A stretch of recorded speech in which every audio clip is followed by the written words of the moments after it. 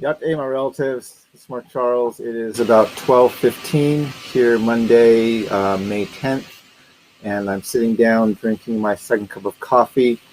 And I wanted to discuss some of the news we've been hearing over the weekend regarding the protests and the violence taking place in Jerusalem, regarding the Palestinians protesting and the violence that's happening over there.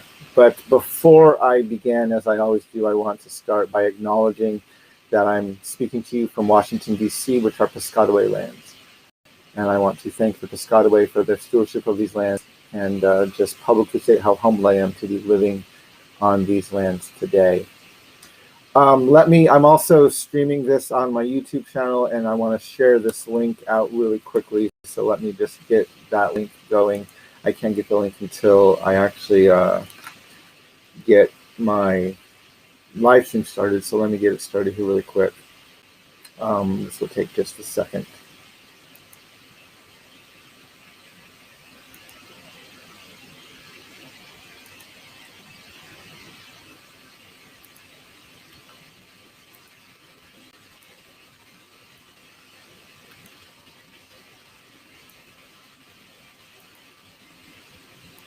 Okay, there, we're ready to go. Thank you for holding on there for a second. If you've been following the news this past weekend, you've noticed that there has been increasing violence between the Palestinians and the Israeli authorities in Jerusalem, especially regarding East Jerusalem and near one of the primary mosques in the city of Jerusalem. And I wanted just to share a few stories out so we're all kind of on the same stage of what's going on there. So I'll put this into the comment section of both YouTube and Facebook. The first one is a story from AP News. It's called Israeli Police and Palestinians Clash at the Jerusalem Holy City. And in this story, they identified that more than 305 Palestinians were hurt, including 228 who had to go to hospital and clinics for treatment. This is a Red Crescent. And 7 of the injured were in serious condition. Police also said 21 officers were hurt, including 3 who were hospitalized. Israeli paramedics said over 7 Israeli citizens were also hurt. Most recently, the tensions have been fueled by the planned eviction of dozens of Palestinians from a neighborhood in East Jerusalem, where Israeli settlers have waged a lengthy legal battle to take over properties. Monday, today, was expected to be especially tense since Israelis mark this as Jerusalem Day to celebrate their capture of East Jerusalem in the 1967 Mideast War. So if we're going to understand what's going on right now, we have to take a look at this conflict that's going on in East Jerusalem right now. And so I want to share this article out. This is also another AP article. It's titled Palestinians Fear Loss of Family Homes as Evictions Loom. And so in the 1967 war, the nation of Israel kind of captured East Jerusalem and captured the city of Jerusalem. And there have been a lot of land disputes. Prior to that, there were Palestinians living in those lands. And since that war, Israeli settlers have been slowly overtaking some of those lands. And there has been a land dispute in the courts now for several decades regarding some of these lands in East Jerusalem. As I read through that article, there were a few notes that really captured, a few sentences that really captured my eye. One was, it said, settler groups say the land was owned by Jews prior to 1948 war surrounding Israel's creation. Israeli law allows Jews to reclaim such lands, but bars Palestinians from recovering property they lost in the same war, even if they still reside in areas controlled by Israel. And that caught my eye because this is something very similar to what goes on here in the U.S., right? Where the U.S. feels like it can break treaties with Native nations and it can disestablish reservations that were created for us. But when those treaties are broken, that doesn't give us access back to the lands we were removed from. It doesn't reestablish us back to our initial positions. It says, yeah, you lost the land. We gave you this reservation. Now we're taking the reservation away, and you don't get your land that you had previously back either. And so it's literally a lose-lose situation. And this is all due to the doctrine of discovery. And if you've heard me speak before, and especially when I talk about the U.S.'s notion of manifest destiny and promised lands, and that's kind of been in the forefront of my mind these past few days. My daughter has been writing a report and reading some about the slave revolt in Haiti. And so we've been going over some of those details. And I had not studied that revolt in depth before, and so I was looking at several articles more closely over the weekend as I was kind of working through some of these things with my daughter. And obviously that war ended in 1804, and it was the only successful revolt where enslaved peoples threw off their captors or their slave owners and was able to claim their own independence. It was compared very much to the Revolutionary War, where the colonies did the same thing to the UK here in North America. But the difference is after these the enslaved people revolted and established their own nation, the U.S. and most other nations refused to recognize them. In fact, we didn't recognize Haiti until 1863. And France, which lost the war, was now afraid of their ability to kind of defend the rest of their discovered lands here in the New World. And so they ended up actually selling the Louisiana Purchase to the U.S.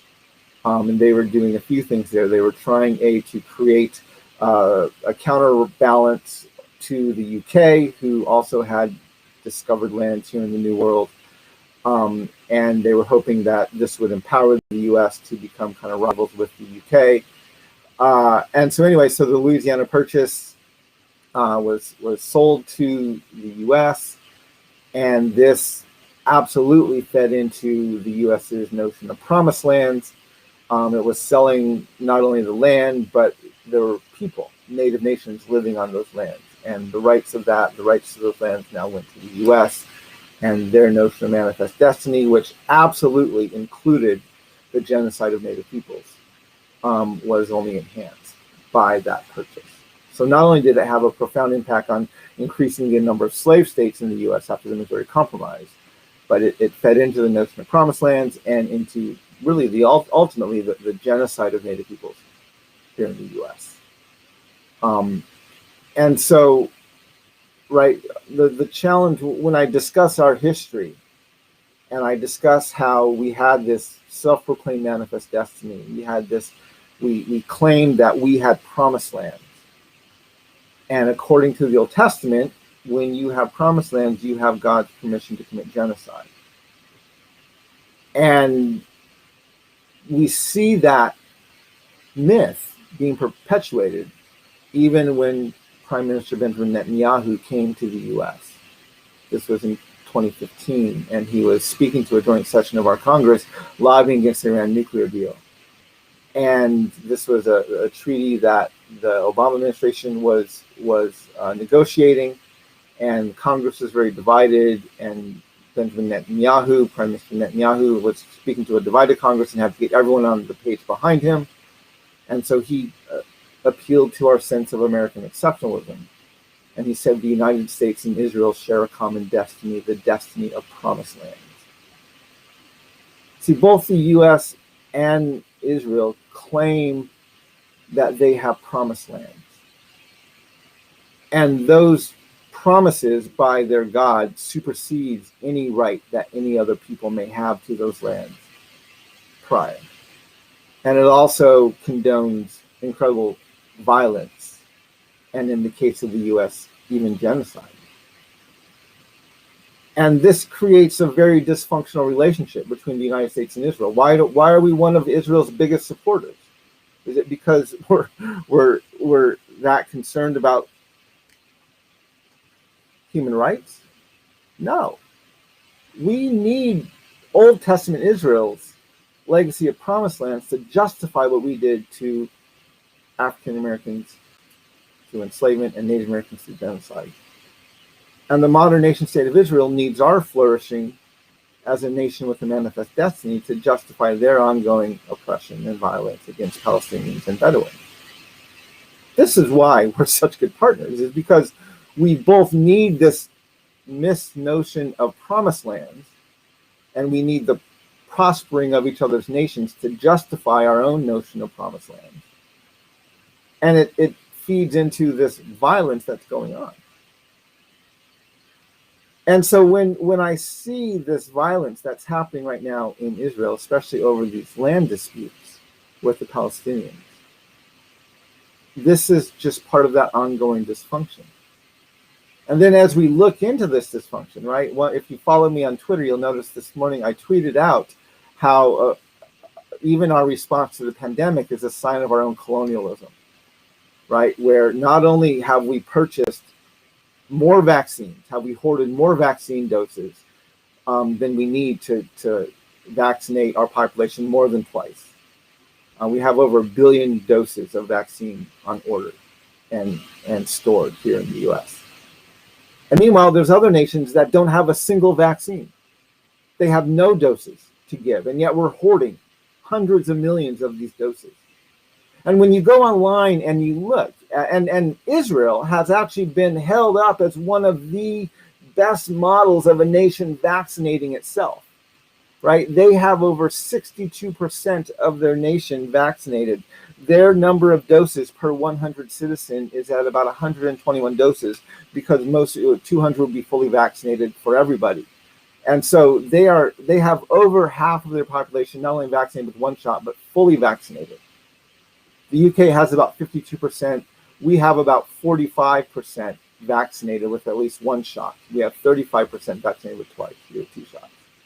And I just want to share this link with you, and you can see you can look up nations and see our vaccination rates. India right now, which is going through this massive crisis, has about 10% of their population vaccinated, according to this website, with at least one dose. And Palestine has 3% of their population.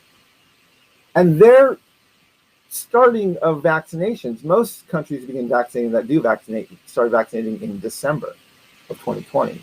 The Palestinians didn't start until March or even April. And they only have vaccinated 3%. Meanwhile, Israel, which Palestine is occupied territory of Israel, has a 62% vaccination rate. And right, this is the problem. We can't hold up Israel as this model of vaccinating people when it's not vaccinating the most vulnerable and marginalized under its own areas. Right? It's Palestine is considered occupied territory. And so to hold them up as they're this great model, when actually they are leaving huge sections of people in their area untouched, that we can't hold them up as a model. By the same token, the US, right, we have over 1 billion vaccination doses on order are in storage right now, both in storage and on order. A lot of them are still on order. But this is preventing other nations, because we have these massive orders. Other nations aren't able to get their vaccines. And not only have we now pretty much vaccinated everyone who wants a vaccine, we're actually now offering incentives to people to get the vaccine. There's even been talk about offering a $100 incentive to essentially pay people to get the vaccine. I'm sharing a story out of Pennsylvania that's looking at incentives to vaccinate people. They talk about West Virginia is offering $100 saving bonds. Maryland is going to pay state employees $100. Some breweries in New Jersey, Connecticut, and DC are giving out free drinks to people who get vaccinated. Large companies like Krispy Kremes are offering donuts. There's another article in the New York Times that also shows other incentives that are being offered in the U.S. And right, this is how absurd our colonialism is. Not only have we hoarded way more vaccines, not only than we can use, but than we actually want. Right? We pretty much everyone who wants a vaccine is able to get one right now. And now we're trying to persuade those who are reluctant to get them by paying them to get a vaccine. Meanwhile, there are people in other nations literally begging for their lives to have a vaccine, and there's none available, in part because we have hoarded them, so many of them. And so again, we are not approaching this like it's a global pandemic. We're treating this like it's only us that matters. Israel may have a very high vaccination rate for people they favor, but the Palestinians has one of the worst vaccination rates. And this is the challenge, right? This is because we have these notions of promised lands, because we have this notion that we are favored by God, because we have these notions that this justifies violence or oppression against other people. We actually aren't very good global citizens, right? Not only do we have ongoing racial violence here in the United States and dehumanizing precedent for land titles, but we're actually hoarding vaccines, preventing other nations around the world from even getting them right now. And we see Israel's doing the same thing. This is very dysfunctional. And I want to encourage both nations, the United States and Israel, to confront our own colonialism, our religious-based, ethnocentric, white supremacist colonialism that is making us horrible citizens of a global community.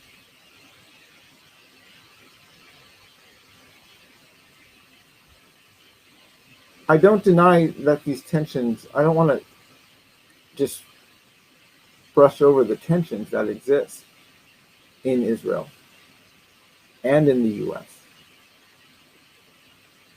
But when the group in power comes at that conflict with the mentality that says we are blessed by God and we were given these spaces and we have the right to oppress those in our promised lands, that's not healthy. And so we need to look very closely at how our own colonialism is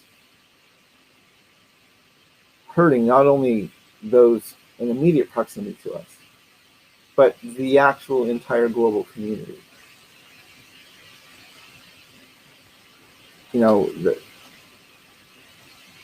While I absolutely agree what happened to the Jewish people in the Holocaust was abhorrent and should have been stopped, I absolutely agree with that. We now can't just allow ongoing oppression by Israel of Palestinians,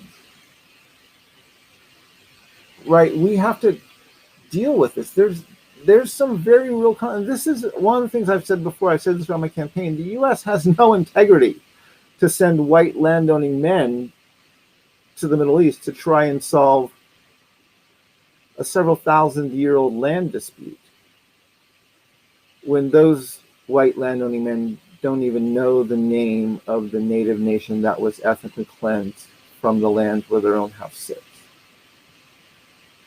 Right?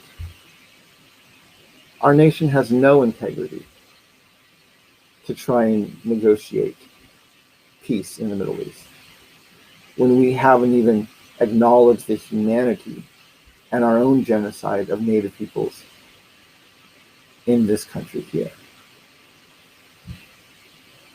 And again, this is why one of the things I would have loved to have done had I been elected was to appoint a Native American Secretary of State. And at least we would have a bit more integrity being involved in those conversations. We would have a bit more integrity knowing what we're talking about, to be able to really bring some of those issues more to the forefront. I don't deny there's a massive dispute in the Middle East that needs to be addressed. White landowning men don't have a whole lot of say or integrity to say much of anything. So these are just some of the thoughts. These are some of the thoughts I've been pondering this morning as I was listening to the news and as I'm hearing the reports of the violence and the protests in Jerusalem are getting worse and worse. And it breaks my heart. I've actually been to Israel. I've been to Jerusalem. I've visited some of the settlements. I've visited some of the Palestinian lands. I've actually sat with the Bedouins. I do not deny it's a complex issue that needs to be addressed. Our nation and the people we keep sending over there have no integrity to address it. And because we tend to just have a blind blanket statement of support for Israel, we allow these kind of things to go on. And the reason we have that blanket statement is because we don't want to look closely at the things that we're doing and we have done out of that same notion of promised land here in North America. So those are some of my thoughts for today. I want to encourage us to keep these conversations productive and not screaming at each other. But these are the things we need to learn how to confront in ourselves and within our nation and with our allies if we're going to become better citizens of a global community. And I think that needs to be one of our goals. The U.S. absolutely needs to learn how to be a better global citizen. We're not a very good global citizen at the moment. And these are some things we need to learn and to improve at and get better at. Anyway, these are some of my thoughts for today. I hope they're helpful as you sit down and drink your second cup of coffee. I'm trying to do these a bit more throughout the week, and I'm trying to make them a little bit shorter. I'm not sure how I did this morning. I think I'm at 22 minutes right now. But I apologize. I was hoping to do a more of a deconstructing or decolonizing my faith live stream over the weekend, but I didn't do it because when I said that, I was not thinking that it was Mother's Day on Sunday. And I actually took pretty much the whole day yesterday offline to spend time with my wife and our family. And we had a very relaxing, very mellow day, called our parents and had a very good day. So, but I was not online at all yesterday. So I'm going to do that later this week and have some more things coming up. So we'll put those out on my social media. But thank you very much for joining me for the second cup of coffee. I hope these are some helpful thoughts.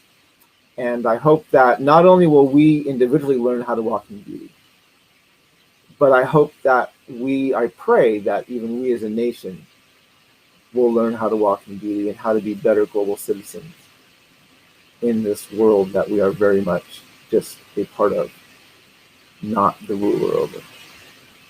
I can't have my relatives. Hakone.